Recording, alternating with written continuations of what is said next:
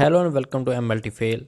आज AMCRE MLT के paper को 1 वीक हो चुका है। आज की वीडियो हम एएमसीआरई के 30 क्वेश्चन को डिटेल में समझेंगे और वीडियो के लास्ट में पेपर के डिफिकल्टी लेवल और सीआरई की कट ऑफ को भी डिस्कस करेंगे। तो बने रहे हमारे साथ इस वीडियो में। तो स्टार्ट करते हैं आज के क्वेश्चन नंबर 1 से। एएमसीआरई 2024 का पहला क्वेश्चन है, which of the following bacteria secrete enterotoxins. इस क्वेश्चन के आंसर को हम हमारी माइक्रोबायोलॉजी की किसी भी बुक में से पढ़ सकते हैं। चैप्टर है स्टेफाइलोकोकस। इसमें आपको टॉक्सिन के अंडर एंटेरोटॉक्सिन देखने को मिलेगा। ये टॉक्सिन स्टेफाइलोकोकस की 50% स्ट्रेन एक्सप्रेस करती हैं, जो कि मेनली फूड पॉइजनिंग करता है। यह एक परफॉर्म टॉक्सिन है जो फूड में कंजम्पशन से पहले सिक्रीट हो जाता है। इसका इंक्यूबेशन पीरियड है 1 to 6 hour. Site of action की बात करें तो ये वेगस नर्व को, वॉमिटिंग सेंटर को और इंटेस्टाइनल पेरिस्टाल्टिक एक्टिविटी को स्टिमुलेट करता है। सिम्टम में नोजिया, वॉमिटिंग, कभी कभी डायरिया, हाइपोटेंशन और डिहाइड्रेशन भी देखने को मिलता है, पर इसमें फीवर देखने को नहीं मिलता और ये सिम्टम्स 8 to 10 आवर्स में रिजॉल्व हो जाते हैं। सोर्स की बात करें तो फूड हैंडलर जो स्टेफाइलोकोकस ऑरिस का कैरियर है वही इसको स्प्रेड करता है। और अगर फूड आइटम की बात करें तो मिल्क प्रोडक्ट्स, बेकरी फूड, कस्टर्ड्स और प्रोसेस्ड मीट इसमें टॉप पर आते हैं। ये टॉक्सिन्स हीट स्टेबल हैं और गैस्ट्रिक यूज को रेजिस्ट करते हैं। सीरोटाइपिंग स्टेफाइलोकोकस ऑरियस के एंटेरोटॉक्सिन के काफ़ी सीरोटाइप्स हैं, जिसमें से टाइप ए मोस्ट कॉमन है। सीरोटाइप एफ फूड पॉइजनिंग नहीं करता, पर यह टॉक्सिक शॉक सिंड्रोम करता है। एंटेरोटॉक्सिन की डिटेक्शन के लिए हम एलाइजा, लेटेक्स एग्लूटिनेशन टेस्ट और पीसीआर भी लगा सकते हैं। सेकंड क्वेश्चन है, in spherocytosis the RBCs are. Hereditary spherocytosis inherited autosomal dominant haemolytic anaemia है। आरबीसी की सेल मेम्ब्रेन में स्पेक्ट्रिन और एंकायरिन की डेफिशिएंसी होने के कारण स्पिरोसाइटोसिस हो जाती है, जिसमें आरबीसी की मेम्ब्रेन प्लास्टिसिटी रिड्यूस हो जाती है। प्लास्टिसिटी रिड्यूस होने के कारण आरबीसी को स्प्लीन के वेनस सिनुसॉइड्स में से पास होने में डिफिकल्टी आती है, जिससे आरबीसी के अराउंड लैक्टिक एसिड अकमुलेट हो जाता है, जो ग्लाइकोलाइसिस को इनहिबिट करता है। ग्लाइकोलाइसिस के रुकने से एटीपी जनरेशन कम हो जाता है और सोडियम पंप फेलियर हो जाता है। पंप के फेल होने की वजह से आरबीसी में वाटर अकमुलेट होने लग जाता है, जिसके कारण आरबीसी राउंड शेप में आ जाते हैं, जिसको हम स्पिरोसाइट्स बोलते हैं। थर्ड क्वेश्चन है, which of the following are called nucleated cells. Erythrocytes और आरबीसी में न्यूक्लियस नहीं होता। प्लेटलेट्स हमारे मेगाकैरियोसाइट्स के पार्ट होते हैं। डब्ल्यूबीसी में न्यूक्लियस प्रेजेंट होता है, जिसके कारण हम इन्हें न्यूक्लिएटेड सेल्स भी बोल सकते हैं। Question number 4, which fixative is used in Kaiserling solution. Kaiserling fluid 1 जो फिक्सिंग फ्लूइड के नाम से भी जाना जाता है, इसको हम म्यूजियम टेक्निक्स में फिक्सेशन के लिए यूज करते हैं। अगर इसकी कॉम्पोजिशन की बात करें तो फिक्सेशन के लिए हम फॉर्मलिन और इसके अलावा पोटाशियम नाइट्रेट और पोटाशियम एसीटेट भी यूज करते हैं। स्पेसिमेन को फॉर्मल स्लाइन में फिक्स करने के बाद या फिर इसे हम डायरेक्टली केजरलिंग सोल्यूशन 1 में भी फिक्स कर सकते हैं। Question number 5, identify the object in picture. इस ऑब्जेक्ट को हम मैग्नेटिक स्टायरर बार बोलते हैं, जिसको हम मैग्नेटिक स्टायरर में केमिकल को मिक्स करने के लिए यूज करते हैं। इनके ऊपर एक पीटीएफई की कोटिंग होती है। ये सोल्यूशन को यूनिफॉर्म वे में मिक्स करने में हमारी हेल्प करते हैं। Question number 6, what is the full form of HPLC. HPLC जिसका पूरा नाम है हाई परफॉर्मेंस लिक्विड क्रोमेटोग्राफी, जिसे कि हम कंपाउंड्स को सॉल्यूशन में सेपरेट, आइडेंटिफाई और क्वांटिफाई करने में यूज करते हैं। HPLC biochemistry and analytical chemistry में यूज होती है। Question number 7, what is the full form of NABL. National accreditation board for testing and calibration laboratory, जो कि एक ऑटोनोमस बॉडी है जो गवर्नमेंट ऑफ इंडिया के अंडर काम करती है। एनएबीएल लेबोरेटरी में टेस्टिंग, कैलिब्रेशन को एक्रीडिटेशन प्रोवाइड करता है और इसके अलावा मेडिकल स्टोर में क्वालिटी और रिलायबिलिटी को इंश्योर करता है। Question number 8, what is the full form of APTL? APTL की फुल फॉर्म होती है ऑटोमेटेड फेलोबोटोमी ट्यूब लेबलर, जो कि पेशेंट के ब्लड सैंपल कलेक्शन में लेबलिंग के एरर को टाइम कंजम्पशन को कम करने में हेल्प करती है। और ये मशीन ब्लैंक ट्यूब्स को बार कोड से लेबल करके हमें देता है। Question number 9, which one is macromolecule present in humans? Protein जो कि लार्ज कम्प्लेक्स मैक्रोमोलिक्यूल है, जो अमीनो एसिड की लॉन्ग चेन से बना होता है। प्रोटीन के बहुत सारे फंक्शंस होते हैं, जैसे कि all biological processes including structure, functions and regulation of bodies tissue and organ. इसके अलावा बाकी दिए गए ऑप्शन में से मिनरल जो कि एक माइक्रोन्यूट्रेंट है, पेप्टाइड्स अमीनो एसिड की स्मॉल चेन है, और स्टार्च प्लांट में पाया जाने वाला मैक्रोमोलिक्यूल है। सो हमारा राइट आंसर है protein. Question number 10. The blue top bile is primarily used for?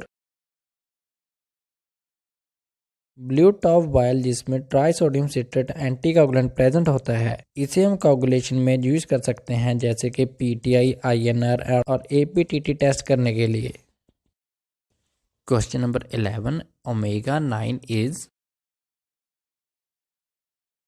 जब हम फैटी एसिड के नॉमेनक्लेचर को स्टडी करते हैं तो जो कार्बन एटम की नंबरिंग है उसमें ये कार्बोक्सी कार्बन से स्टार्ट की जाती है। COOH को 1 नंबर, अगले कार्बन को 2, फिर 3 एंड सो ऑन। और टर्मिनल कार्बन जिसमें मिथाइल ग्रुप प्रेजेंट हो उसे हम ओमेगा बोलते हैं, और इसे हम ओमेगा 1, 2, 3 एक्सेट्रा से डिनोट करते हैं। अगर naturally occurring unsaturated fatty acid की बात करें तो यह ओमेगा 9, 6 एंड 3 सीरीज से बिलोंग करते हैं। सो हमारा राइट आंसर है fat. Question number 12, casein the main protein in milk is classified as? Biochemistry की बुक में अगर हम प्रोटीन चैप्टर में इसकी क्लासिफिकेशन को ध्यान से पढ़े तो कंजुगेटेड प्रोटीन के अंडर हमें फॉस्फोप्रोटीन देखने को मिलेगा। इन प्रोटीन में phosphoric group as a prosthetic group काम करता है, और इसकी एग्जांपल है केसिन। सो हमारा राइट आंसर है option B, phosphoprotein. Question number 13, in immunohistochemistry staining lysosome rupture is caused by which enzyme? Immunohistochemistry में अगर लाइसोसोम को रप्चर करना है तो इसके लिए हम कैथेप्सिन का यूज़ करेंगे। कैथेप्सिन एक ग्रुप ऑफ एंजाइम्स है जो टिश्यू की ऑटोलाइसिस करता है। इसमें प्रोटीनेसेस, कार्बोऑक्सीपेप्टाइडेस एंड अमाइनोपेप्टाइड जैसे एंजाइम प्रेजेंट होते हैं। हमारा राइट आंसर है option C. Question number 14, ABG arterial blood gas sample is collected from? Arterial blood gas analysis के लिए सैंपल आर्टरी में से लिया जाता है। ऑप्शन में आर्टरी वेन लिखा हुआ था पेपर में, पर इसको हम राइट आंसर मान सकते हैं। पर टिपिकली ABG के सैंपल को कलेक्ट करने के लिए हम रेडियल आर्टरी का यूज करते हैं due to its accessibility and safety, और इसके लिए हम हेपरिन एंटीकोगुलेंट का यूज करते हैं। Question number 15, how many ATP molecules are used in the urea cycle? Urea cycle में ओवरऑल रिएक्शन की बात करें तो इसमें टोटल 4 ATPs कंज्यूम्ड होती हैं। 2 ATP कार्बोमोइल फॉस्फेट की सिंथेसिस में यूटिलाइज होती हैं, और 1 ATP AMP एंड PPI में कन्वर्जन में यूज हो जाता है, जो कि 2 ATP के इक्वल होता है, और इससे आगे फिर अर्जिनो सक्सिनेट बन जाता है। तो इसका राइट आंसर है 4 ATPs। Question number 16, which of the following is closely related to anaemia? Anaemia में देखें तो इंडिया में सबसे ज़्यादा एनीमिया न्यूट्रिएंट की डेफिशिएंसी से होता है, और न्यूट्रिएंट में सबसे ज़्यादा आयरन की डेफिशिएंसी से एनीमिया होता है, जिसे हम आयरन डेफिशिएंसी एनीमिया बोलते हैं। सो हमारा राइट आंसर है iron. Option B is the right answer. Question number 17, synovial fluid is found in which of the following? Synovial fluid एक viscous egg white like structure है जो हमारे joints की cavity में पाया जाता है, जैसे कि नीज में। यह एक लुब्रिकेंट की तरह काम करता है और मूवमेंट्स के दौरान होने वाली फ्रिक्शन को भी कम करता है। साइनोवियल फ्लूइड एक एज ए शॉक एब्जॉर्बेंस के साथ साथ कार्टिलेज तक न्यूट्रिएंट को भी ट्रांसपोर्ट करता है। सो हमारा राइट आंसर है option A, knees. Question number 18, For coagulation test, which of the following vial is used? AIIMS CRE के पेपर में ये क्वेश्चन 2 बार पूछा गया था। पहले भी हम इसे क्वेश्चन नंबर 10 में डिस्कस कर चुके हैं। कोएगुलेशन टेस्ट जैसे कि PT, APTT को परफॉर्म करने के लिए ब्लू टॉप वायल का यूज किया जाता है। Question number 19, what concentration of agarose is used for separation small fragment of DNA? Agarose gel जो इलेक्ट्रोफोरेसिस में DNA को सेपरेट करने के लिए यूज की जाती है। जेल इलेक्ट्रोफोरेसिस का जो प्रिंसिपल है उसके according separation of DNA depend on size. अगर मॉलिक्यूल का साइज ज्यादा बड़ा है वो स्लो मूव करेगा और अगर साइज स्मॉल है तो फास्ट। अगर क्वेश्चन की बात करें तो उन्होंने पूछा था स्मॉल साइज ऑफ DNA। जब भी कोई स्मॉल साइज सैंपल हम इलेक्ट्रोफोरेसिस में चलाते हैं तो उसको मूव करने के लिए हम बहुत ही नैरो पोर प्रोवाइड करते हैं ताकि हमारा सैंपल जेल में से बाहर ना निकल पाए। और अगर मॉलिक्यूल का साइज बड़ा है तो उसे मूव करने के लिए पोर्स भी बड़े चाहिए। इन पोर्स के साइज को हम एगारोस जेल की कंसंट्रेशन से मैनेज कर सकते हैं। अगर पोर का साइज नैरो चाहिए तो एगारोस की कंसंट्रेशन इंक्रीज करनी पड़ेगी और अगर पोर साइज बड़े चाहिए तो कंसंट्रेशन डिक्रीज करनी पड़ेगी। सो क्वेश्चन के according small size of DNA के लिए हमें नैरो पोर वाली एगारोस जेल चाहिए होगी और उसके लिए हमें high concentration of agarose use करना पड़ेगा। सो हमारा राइट आंसर है option B, high concentration. Question number 20, how many hydrogen bonds are present between adenine and thymine in DNA? इस क्वेश्चन को हमारी पिछली कई वीडियो में भी डिस्कस कर चुके हैं और ये क्वेश्चन काफ़ी बार पहले भी पूछा गया है। अगर DNA के स्ट्रक्चर की बात करें तो एडेनिन एंड थायमिन में 2 हाइड्रोजन बॉन्ड्स प्रेजेंट होते हैं और ग्वानिन एंड साइटोसाइन में 3 हाइड्रोजन बॉन्ड्स प्रेजेंट होते हैं। सो हमारा राइट आंसर है option B. Question number 21, sickle cell anaemia is caused by which of the following combinations? Haemoglobin की बीटा चेन में 6th पोजीशन पर जब ग्लूटामिक एसिड की जगह पर वेलाइन आ जाए HbS बन जाता है। सिकल सेल एनीमिया एक होमोजाइगस स्टेट है जिसमें दोनों पेरेंट से एक एक जीन HbS वाला ट्रांसफर हो जाता है। इसीलिए हमारा राइट आंसर है option A, HbS plus HbS। Question number 22, which of the following enzyme is involve in the conversion of glucose 6 phosphate to 6 phosphogluconolactone? HMP shunt की पहली रिएक्शन जिसमें ग्लूकोज 6 फॉस्फेट 6 फॉस्फोग्लूकोनोलैक्टोन में कन्वर्ट हो जाता है। इस रिएक्शन को कैटालाइज करता है NADP dependent enzyme glucose 6 phosphate dehydrogenase जिसे हम G6PD भी बोलते हैं। राइट आंसर है option B. Question number 23, pyruvate kinase deficiency is associated with which of the following pathways? Embden Meyerhof Parnas pathway जिसे हम ग्लाइकोलिसिस के नाम से भी जानते हैं। इस पाथवे के एनर्जी जनरेशन फेज में आपको एक स्टेप देखने को मिलेगा जिसमें फॉस्फोएनोल पायरुवेट में कन्वर्ट हो जाता है। इस रिएक्शन को कैटालाइज करता है एंजाइम पायरुवेट काइनेज। ये स्टेप एक इरिवर्सिबल स्टेप है जो ग्लाइकोलिसिस पाथवे को रेगुलेट करता है। सो हमारा राइट आंसर है option B. Question number 24, biological material is typically submitted to which of the following? Biobank एक तरह का एक बायो रिपोजिटरी है जो बायोलॉजिकल सैंपल को स्टोर करता है रिसर्च के लिए। सबसे पहले 1919 में बायोबैंक बनाया गया था जिसकी डेफिनेशन थी an organisation collection of human biological material and associated information store for one और more research purpose. Question number 25, which of the following bacteria can not tolerate oxygen? जो बैक्टीरिया ऑक्सीजन टॉलरेट नहीं कर पाता या फिर हम बोल सकते हैं जो ऑक्सीजन की प्रेजेंस में ग्रो नहीं कर पाते उन्हें हम एनारोबिक बैक्टीरिया बोलते हैं। एनारोबिक बैक्टीरिया की एग्जांपल है क्लॉस्ट्रीडियम जो कि एक ग्राम पॉजिटिव बैसिला है। इन एनारोबिक बैक्टीरिया के पास साइटोक्रोम सिस्टम नहीं होता जिससे वो ऑक्सीजन को मेटाबोलाइज नहीं कर पाते, इसीलिए टॉक्सिक ऑक्सीजन मॉलिक्यूल को न्यूट्रलाइज नहीं कर पाते। क्वेश्चन नंबर 26, ग्लूटाथायोन एक बायोलॉजिकल इम्पोर्टेंट पेप्टाइड है। ये एक ट्राईपेप्टाइड है जो 3 अमीनो एसिड ग्लूटामाइल सिस्टीनाइल ग्लाइसिन से मिलकर बना होता है। ये नेचर में रेड्यूस्ड और ऑक्सीडाइज्ड स्टेट में पाया जाता है। अमीनो एसिड से बने होने के कारण इसे हम प्रोटीन में काउंट करते हैं। Question number 27, which of the following is an antioxidant?